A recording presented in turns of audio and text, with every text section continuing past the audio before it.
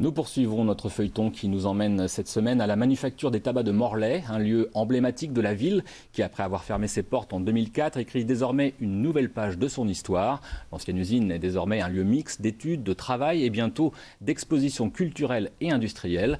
C'est ainsi que les entrailles du monument s'ouvriront prochainement au public et avec elles, celles qui ont fait l'histoire de la Manu, les vieilles machines. Sarah Bencherifa et Catherine Aubel ont rencontré celui qui leur redonne vie, un restaurateur d'objets anciens. Elle ne bourdonne pas encore, mais sous les mains expertes des restaurateurs, les machines de la Manu se refont une beauté. Vas-y, dégage là. Voilà. Non, là, vous n'avez pas besoin. C'est pas normal ça.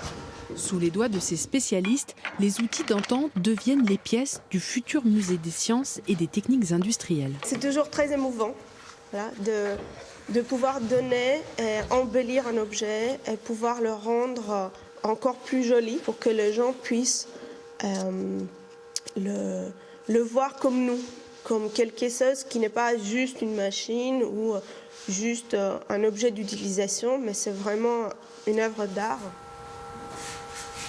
Ici, c'est magnifique, c'est la particularité de ce chantier.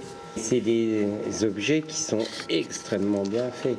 Ça a été fait pour plusieurs générations et ça résistera au temps.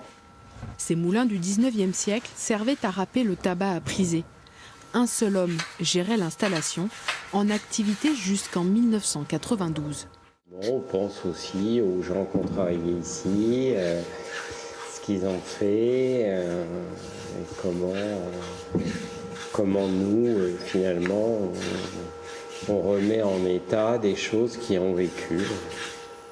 Et pour cause, en 1995, un incendie fait rage.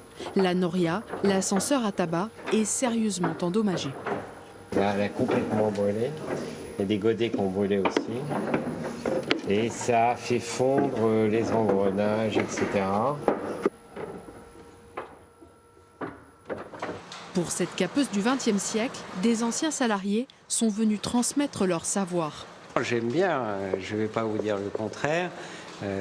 J'ai pu la découvrir grâce à un ancien ouvrier et c'est vrai qu'on est émerveillé face au fonctionnement de ces machines qui reproduisent parfaitement le geste humain. En attendant que les mécaniques roulent devant les yeux avides des visiteurs, un autre chant résonne entre les murs de la Manu.